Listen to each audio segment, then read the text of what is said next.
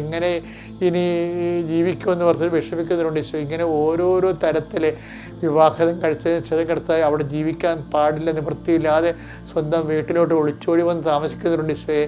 അവരെല്ലാവരെയും സന്ധിച്ച് പ്രാർത്ഥിക്കുന്ന ഈശോയെ. എല്ലാം മാറ്റാൻ അങ്ങേക്ക് അരനാഴിക നേരം പോലും വേണ്ട കർത്താവ്, അര സെക്കൻഡ് മതി.